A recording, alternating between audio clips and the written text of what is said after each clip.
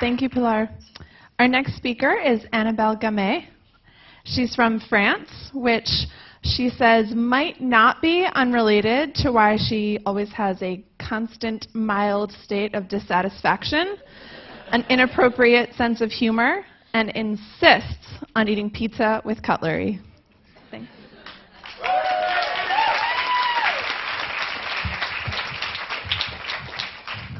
Hi, many of you. There is really nothing we cannot do if we apply ourselves. And at least I think we all believe that we can acquire any skill and erase any weakness we have if we work a little or maybe a lot on it. If you are an engineer, maybe with a little work you can become financier. If you have a BA in history with a little bit more work, maybe you can become a consultant. And if you were a consultant with a shitload of work, you can maybe be an entrepreneur. So we all have things that we want to work on. I personally am very, very bad at negotiation. I will not ask for anything, and I will give you anything, which is not the way it's supposed to work. I would like to improve my communication and public speaking, and that's what I'm doing tonight. I would like to work on financial analysis, data modeling, problem solving, recommendation writing, what I call the consultant skills as a whole. And I definitely wanted to work on networking and socializing, etc. I actually already tried to fix all that. I already tried to improve on all that, and I have really, really failed miserably. And that's what I'm going to tell you about tonight. So I worked for Amazon for 4 years, and after 1 year working for the company, I was really at a high. I'd been working on everything I love. I mixed fashion and analytics, and apparently that was a hot commodity because not that many people like the mix of that. And after 1 year, I pretty much had my pick of whatever function I wanted to go into because I wanted to move around and learn new things. And I chose to go into product management. It was everything I needed to learn. It was data modeling. It was being in the meetings with the directors. It was writing recommendations that would go up to actually try and make them accept my projects. It was managing the top lines of the P&L, which I had never seen before. And it was just everything I needed to learn.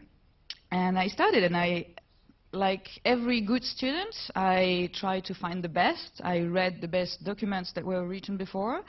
I trained. I used the best case that I could find. And after 1 year, I was still like 10 steps behind my peers. I just apparently could not close the gap. Every document I wrote, I had to rewrite again. Every analysis I was making, there was an error somewhere. And just in general, I could apparently not get where I was supposed to be.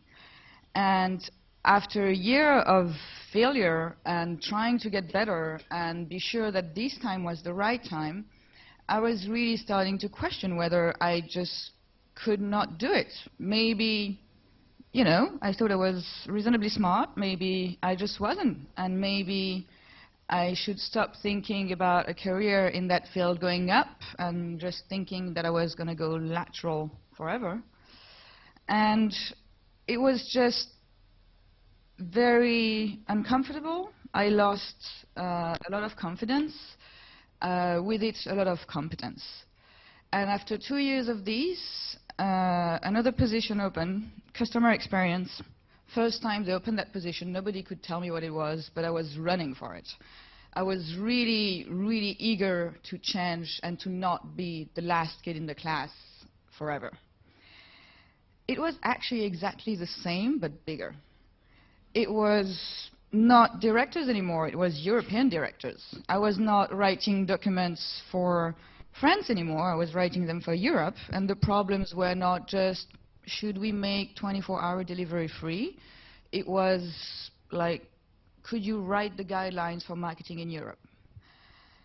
And I strived, and I actually kicked ass at it, because this was fashion, it was my product, these were the problems that I like to solve, the big one, the fuzzy one, the one that you have to start from the beginning and from scratch with it. And it was really, everything I was writing was green-lighted right away. It was really fantastic.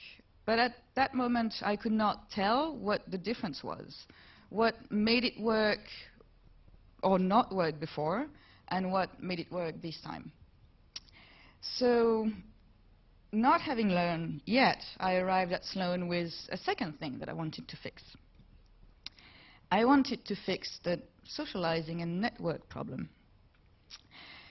Apparently, the network we create and the lifelong friends that we make in an MBA are actually a huge part of the value of our MBA.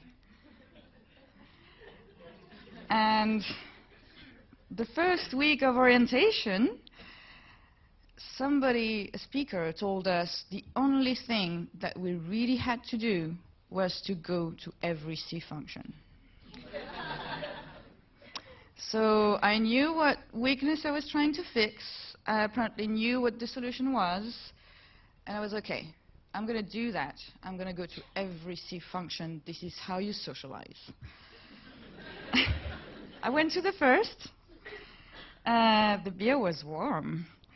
And so nice. And I actually have a little problem, is that when there is background noise, I cannot hear voices over it. So basically a C function for me is a huge mime spectacle.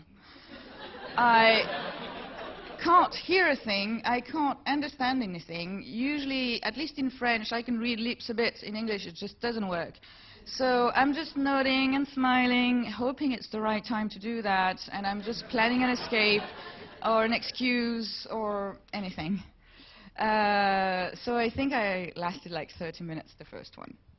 And it may sound stupid, but I still felt that that was the key for me to create my network and socialize, and I really had to do it because that was the true value of my MBA. And every 2 weeks, I was, pumping myself up. Okay, this time is the right time. This time is the Latino one.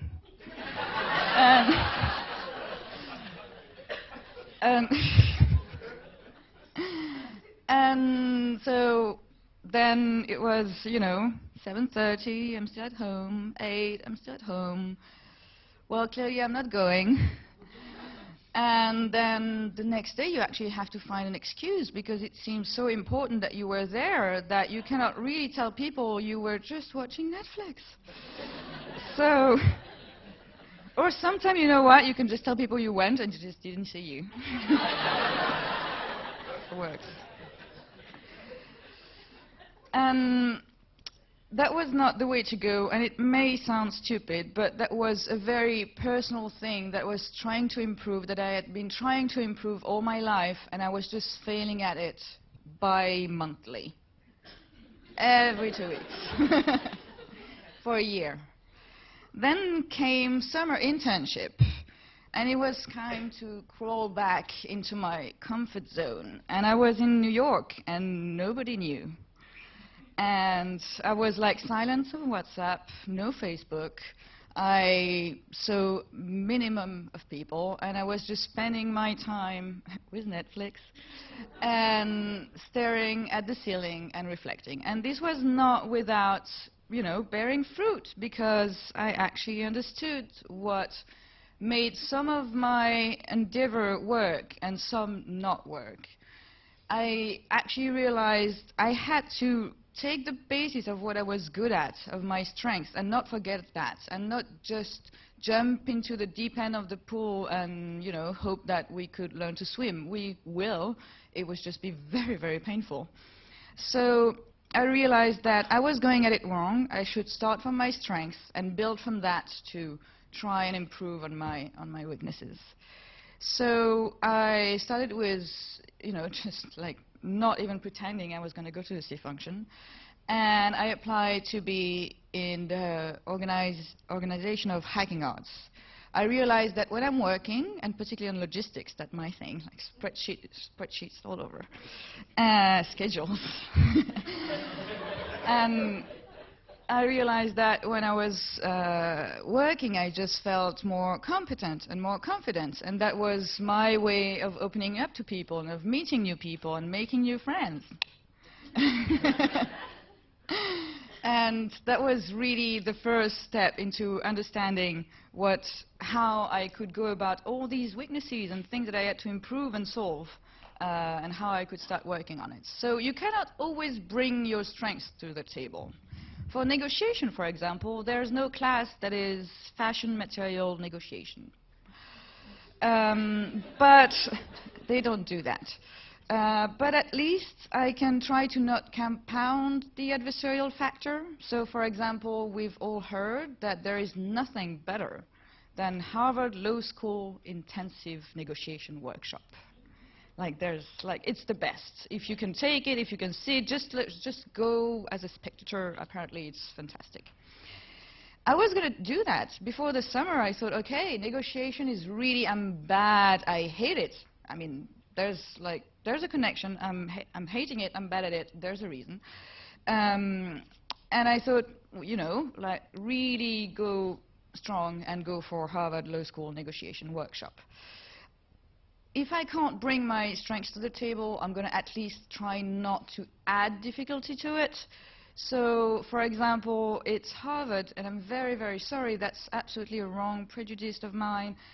They're very, very nice, but I felt maybe they would be a bit too A-type for me. It's wrong, I'm sure, but still, it was in my mind. It's the law school workshop. They're lawyers. Like, they argue, they love that. They might even like negotiation. They might have some kind of, already a step up from me. So that was not going to work. It's intensive. It's like, it's a month full of it every day, every night.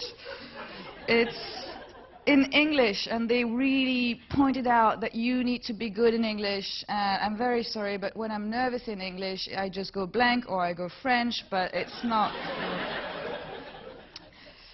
So we have an MIT spring course. It works just as well, except you remove the Harvard, you remove the law school, you remove the intensive. It's just sprinkles over your semester. So I'm going for that. And I wanted to share this with you tonight because some of you are first year, and very soon, for the first time, you're going to choose your electives. And maybe you have to take corporate finance, maybe you have to take Analytics Edge, maybe you have to take whatever the follow-up or the sequel of financial accounting is. And I'm going to call that the vegetables. And among all your vegetables that you have to eat, do not forget to take some dessert. There is a Media Lab class, there is whatever Shakespeare class or urban planning class, or maybe there's a fantastic one, learning to knit with the fractal. Sounded fantastic. These ones, the ones that you do for you, the ones that really are just your hobby or your passions, are actually the one that will take you through the semester for the other 48 credits of analytics and finance and whatever it is that you just need to improve on. For the second years that are weighing in their options for their jobs, just the same. Remember that it's actually your passions and your hobby and the stupid thing that you like, and for me it's fashion because that's like shallow. I mean, I'm sorry. And yet I have more ideas. I am just overperforming, and that's what you do when you follow your passion or are working on your hobby. You overperform, you overdeliver. So it is important, even if you are going for a new job and improving on new skills, that you don't forget what your passions are and hobby are, because they are the ones that will actually carry you through. So this is what I wanted to share with you. that it is way easier to eat your greens when you have dessert after.